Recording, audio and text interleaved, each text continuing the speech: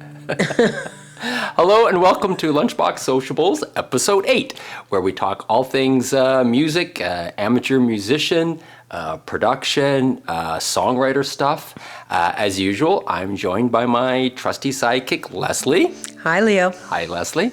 Leslie has her own podcast, No Recipe Required. It's all about cooking and stuff like that. Food, baking, wine. Okay. Yeah. So let's get into this episode. All right. We have lots of things to talk about today, but first I would like to take the opportunity to thank Leslie for all her help with this season. In fact, I have a little cue card here. Leslie, you have been a great friend, knowledgeable podcaster, good interviewer, quick learner with technology, and music, what's that word? Aficionado. Aficionado. Leslie wrote her own cue card, so she didn't trust me. She didn't trust me. She didn't trust me with nice compliments. I can see why. Leo, how has your songwriting changed over the years, either lyrically or musically? Well, definitely I would struggle a lot more when I was younger trying to find perfection. And if I was to tell anybody who's getting into songwriting, try not, you can strive for perfection, but don't let it, drag you down. Getting something out is more important than getting something absolutely perfect, because you're probably never going to find perfection. So get it to the point that you're proud of it and get it out that way. So that has changed for me, because I would hold on to songs forever and go, no, it's still not ready. It's still not ready. It's not baked yet. It's not fully baked. Mm-hmm. And then, so much time goes by. We're hot. Oh, we're hot. Okay. So we moved outside. We have moved outside there, Captain Obvious. Yes. How would you say this episode is going? This episode is going not bad. I know I'm doing my part. I'm not too sure about, but I'm doing my part. And it's going a lot better now that I have a nice little girly drink here of blueberry gin and tonic. Oh, cheers. Cheers. Cheers. Thanks for sharing. Be careful with that drink beside the electronics, and you're guzzling it. You're like halfway done. I don't have any ice in mine. Oh, okay. All right. So would this be a good time to segue into some of your favorite running songs? You ran today, right? I did run today. Yeah. And let's do my, although I ran today to a podcast. I ran to a Conan O'Brien podcast. Okay. I do have a top 10 running list, so let's do that next. In no particular order? In no particular order, and although it's the top 10, it's really the top 23. Okay. Actually, you know what? Let's just, it's right there in front of me, so can we do it? Yeah, go. Okay. Spirit of Radio. Well, okay, now you can't make a comment to every song. Spirit of Radio, Rush. Our musical tastes usually align. Well, we'll see. So I'm not too worried. Okay, you can say yes, no. Okay. Okay? Yeah, or all right. something. All right. April Wine, Could Have Been a Lady. Sure. Boston, sure. Sure. That's positive. Oh, they're a Montreal band. I can go with that. Boston, More Than a Feeling. Yes. CCR, Fortunate Son. Yes. Don't Bring Me Down, ELO. Yes. The Difference by the Wallflowers. Oh, it's a great song. Metallica, Enter Sandman. no, not for running. Pagliaro, Loving You Ain't Easy. Definitely. Cruel to Be Kind. Nick Lowe? Nick Lowe. Yeah. Yes? Yes. Okay. Yes. Yes. Superstition, Stevie Wonder. Yes. Van Halen, Panama. Oh, yeah. The Who Are You? Of course. Of course.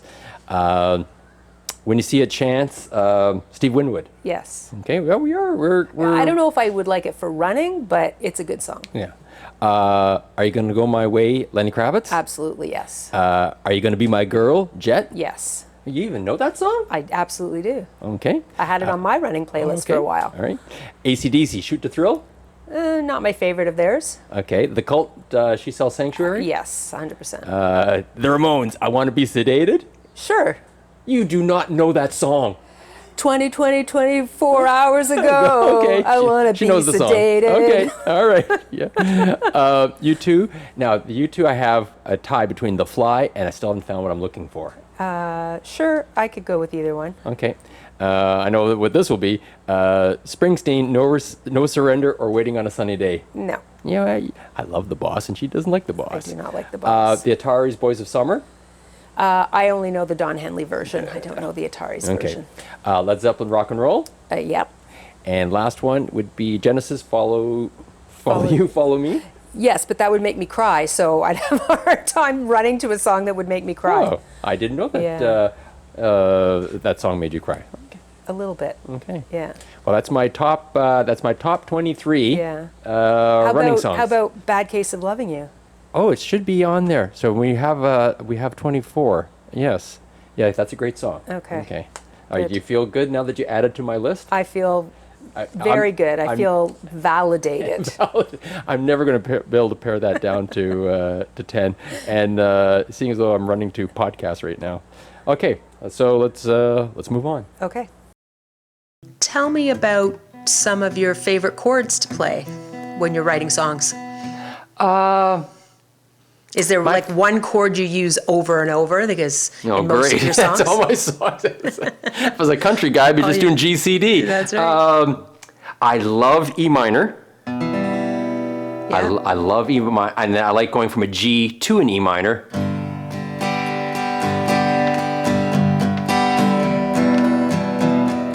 I love that. I think a lot of songs have that chord and progression. I like the B minor. So I like going from a B minor to an A. So I like B minor, and so I guess I like the minors just because they're more They're moodier. They're definitely Yeah. moodier, Yeah. as opposed to like F major, A. Like, I mean, it's so hard to get to, and I just don't like F. I don't like F major. Yeah, it's a little boring. I don't like F major. Yeah, it's a little boring.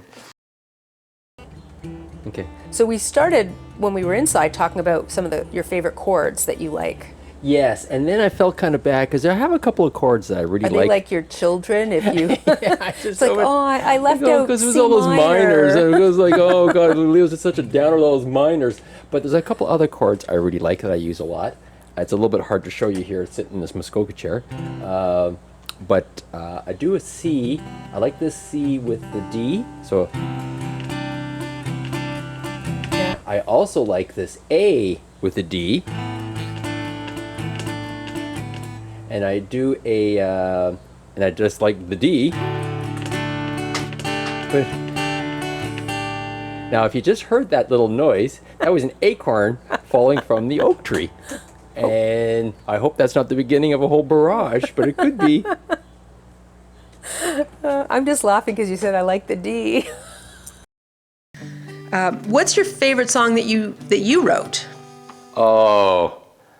They're all my babies, so I don't know. That would be Sophie's choice. That would be really, really, really tough. Well, maybe tell me a story about a song that's meaningful to you in some way. Well, I'm probably going to go with Expensive Mistakes, which, funny enough, has that G, Yeah. E minor. Pass me by in the snowy place. Yeah. So there's that G. There's that G. So my first girlfriend, Chris Logan, she had asked me to write a song about this line. You passed me by in this snowy place, and could I write a song about it? And I eventually did. By the time I got around to finishing it, because I was striving for perfection, it took me like 20 years, and I know we were no longer in touch anymore, which is too bad. But I would have liked her to have heard it. Sadly, she has passed on, but I would like her to have heard that song.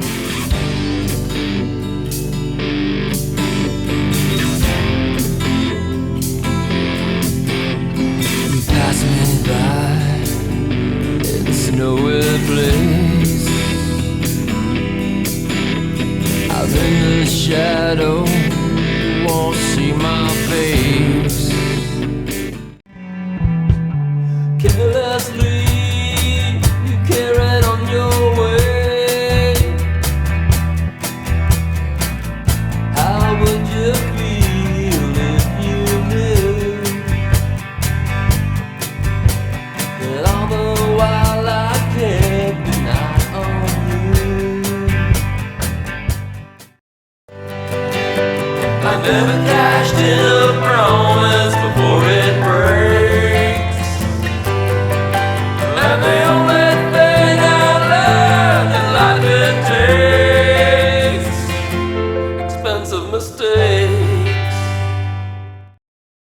recorded that song a couple of times. Oh, I think I've recorded that song. I feel like I've recorded it 50 times. It's been recorded numerous times. Like, I'm just going to keep recording it Until you make it big. until I make it big. Because expensive mistakes, you got to be. I'm going to ride you. Yeah. I think that was the first video I ever worked on with you. Was over yeah, at Rosetta McLean in the that's right. snow, and And I've had a couple of people cover it. Yeah, cover it. And I've heard, and that is really, when I've heard other people, complete different renditions, and I love that. I really, really loved hearing how someone could change it around. It's the same song, but just different voice, different mood, and it was really nice. Yeah. Right. You gonna have a drink? No, go ahead. Okay, I'll ask the next question. You're a pretty emotional guy. Really? Given that you cry at that? cry at the opening credits of Love Actually. You're never the gonna let opening credits. You're never going to let me Not live the that closing down. credits, the opening credits of Love Actually. Well, that airport So where does scene. that come from? The airport scene. I had one of my girlfriends had to go back to her country, and and bring her to the airport was always very emotional. So Yeah. that's where that comes from. So, but where does your just sort of emotional nature in general come from? Might need another drink for that. I think my father, if you can believe it, big tough horse driver, racehorse driver, football player. But when he'd watch Happy Days, and anytime the Fonz, came in and saved the day, we'd look over and my dad would have the tears coming down his eyes, and he'd get up and walk out. But oh my God, every time the Fonz saved the day on Happy Days. So I think I might get that from him. Okay. On the same topic of being emotional, what are some songs that make you cry? Songs that make me cry. Well,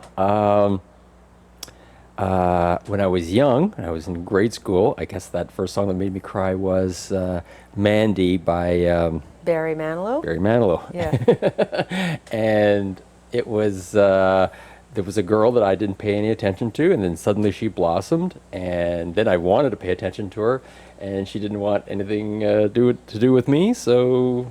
Yeah, what's the line? And I sent you away, blah blah blah. Oh my God, yeah. There were a lot of tears with that song. Another song I know that I've always had tears with was Mr. Bojangles, and it's really just that one line where the dog up and died. So whenever I hear that line, that's the line that does it. I think that Gordon Lightfoot's song. If You Could Read My Mind? You Could Read My mind, yes. I just did. Yeah, yes, you clearly just did. And there's a couple of lines. There's several lines. It's just such a fabulous song, but there's a couple of lines in there. It could be almost any line, and it would be emotional. And yet that song is on my running playlist. So so how can you run to a song that makes you cry? I know, but it's emotional. So even though I'm fighting back the tears, I find that inspirational to run. Okay. Do you get emotional with any of your own songs, like either listening or singing or anything? I do. During the writing phase, where I'm just trying out ideas, I'll reach inside the dark crevices of my soul. So would you say that for you songwriting is kind of like therapy or like journal writing? Yeah, I write down things that I go, okay, I'm going off in a direction I might not even have thought of, and the next day I'll look at it and go, oh my God, this was just crap. Let's not write in and let's not keep any of this. But yeah, I do take that opportunity to examine my life and examine things. If I find that song is personal, and I try to draw upon personal feelings and thoughts in the songwriting phase. So yeah, it can be kind of like journaling, like a Dear Diary. Yeah. Do you ever get, like, say, a song lyric that you're coming up with, not somebody else's song lyric, but one of yours, like, stuck in your head where you're like, I need to, like, thought of this lyric and I've got to find a song to put this into? Well, a lot of my songs are literally written around that. I go, no, that's a line. I'm going to build this whole song around that. Around that line. There's been plenty of in fact, almost all my songs are probably I had a line and go, yeah, at some point I'm going to write a song around that line, either it's a chorus line or just a line in the verse that there's always that little seed. And that's the little seed that germinated to well, grow yeah. it. I mean, you mentioned before about expensive mistakes, and the first line of expensive mistakes. It was all mistakes. written around. The idea was, you passed me by in a snowy place. Yeah. So that's exactly that. There's one line that starts me off down a path. Now, sometimes during the course of a song, I'll come up with another line, and then suddenly that song takes off in a different direction and down a different path based on this new line. I go, oh, this line inspires me more. And that original line kind of maybe gets saved, gets shelved, or it gets used, but I realize, oh, I don't like that near as much as this new line and that new direction, because sometimes a line just changes the mood of a song completely. Okay. The squirrels have Returned? stopped pelting barraging you? us with the acorns, so let's get going. Let's keep going before that starts again. Okay. As an amateur musician, I don't even know that I can call you an amateur musician, to be honest. Yeah, I've made some money, so I guess. Yeah, you're a professional musician. Wait, saying amateur magician? Musician. Another old drink here. As an amateur musician, but you're not an amateur musician. I guess maybe because you don't make your living doing it, right? Right. As an amateur musician, yeah, you can get away with a lot more. You can get away with saying, oh, it's okay, so I'm an amateur. Oh, it's an amateur. So how do you keep yourself motivated? That's tough. Playing original music is tough. There's not a lot of places to play. So if someone is a struggling amateur musician, playing original music, writing, and it's tough. So you got to really, keep going, keep digging in to play. It's not easy to find places to play. So thank you YouTube. Live venues. Yes, there's not a lot of live venues that will take original music. So YouTube is a good friend, and then there are little clubs. We played big clubs playing original music, but it's you can't play. Most bars want top 40 cover bands, weddings, and all that. They all want all that music, but I never wanted to do. Cover music. I don't know why. I've never had that interest to doing other people's stuff because I have so much creativity inside me. I'm like obsessed with like creating that the thought of spending that time learning someone else's songs was just so totally foreign to me. So speaking of YouTube, what are your thoughts on YouTube comments on the work that you do, the music that you put out? Well, fortunately, most of the comments have been pretty good. I've had a few comments, or not so kind, but what do you do with those? Well, yeah, well, if it comes from like my best friend, when you totally trash me. I never trash you. So, no, I don't really put a lot of stock in comments. Good or bad. You have to know whether you like what you're doing. You can't get too full of yourself with good comments, and you can't get too down on yourself with bad comments. So I just, the little comments that have come along the way, I've treasured them. I have a few real special little comments that I've held on to, and when I hear a bad comment, I think, yeah, but there was that one guy from Norway that he said da da da da da, and that was such a great comment, and it made me feel good, and so I hold on to those little nuggets. Yeah, and I think also remembering, the man in the arena. Yes. Right? Like who are the comments coming from? Are they coming from people who are actually out there producing and putting music and videos and stuff out? Yeah, they're some of the worst. Or are they coming from some rando sitting in his basement? This guy sucks. This guy sucks. Those are all my best friends. Right. Okay. So speaking of comments, there was the one night that we were doing some video testing, and I was trying out a new song for Leslie, She has no idea where I'm going with this. None. And she was checking out the lighting in the studio, and I'm playing a new song, and then I said to her, "So, what do you think?" And she goes, "Yeah." And I assumed that was for the song, but as it turns out, that was for the lighting. She wasn't too. Yeah. But and then I just continued on, and I just like, okay, well, she didn't like it, but I'll just soldier on here. And then we found out it was about the lighting and not the song. So, even your best friend can give you, comments that make you sad, but you have to consider the source and go from there. Well, we don't always have the same musical taste, We have you and I, right? I think. Although your top 10 amazed. list, I was pretty good with that top 10 list. I am surprised because I really the music that you like. I know it's not the music that I like. I'm more 60s, 70s rock and roll, and you like a lot of the 80s sound, a lot of modern songs. Taylor Swift. I couldn't tell you one Taylor Swift song. So, all right, let's continue on here. Okay, so what's coming up next for next season? What do you have in the plans? Next season, I definitely want to get into talking about producing your own music, especially for amateur musicians, singer-songwriters. There's a lot of pitfalls of producing your own music versus getting a producer. How to work with engineers, what engineers expect, what producers might expect. So that's one thing. Videos, I would like to get into recording, like recording videos, filming videos, the production, creating the video, all the equipment that's required if you're doing your own home video.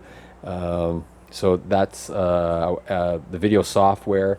I'd like to get into that, and then I have a few little surprises. I got some ideas of some things for next season. I'm looking forward to next season because there's some good things coming.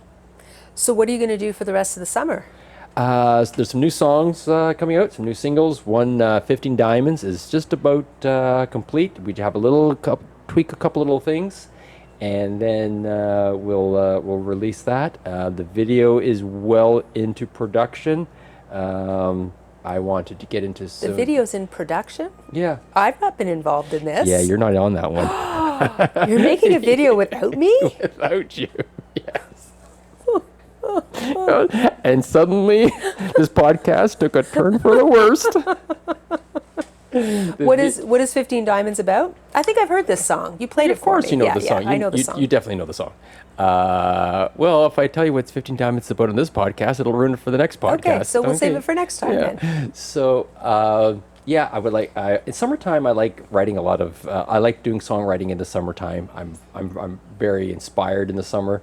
As much as I write so many songs sitting on the corner of my couch, I do also like going down to the beach and bringing my guitar down to the beach to write. So I like summertime song writing. I have lots of stuff to keep me, a lot of things to keep busy with throughout the summer. Good. Well, it's been fun. These episodes. Yep. Okay, I'm going to go out of the camera now so we can cheers for real. Cheers. This season was a lot of fun. It was great working with you, Leslie, and I look forward to. And eventually, we will get this onto audio. Yes. Audio only for your that's, mobile listening pleasure. Yes, that's something I would like to do is to take the audio of all the podcasts and send them out via whatever the platforms that you know about, so thank you very much, everyone, for putting up with some of this amateur work in the video podcast, but I hope that you've also got some enjoyment. So until next season, see you. Where am I going to be, Leo? Oh, I'm going to have you like up in the up in the corner. Yeah, so you're not getting the full screen. Okay? All right. All right.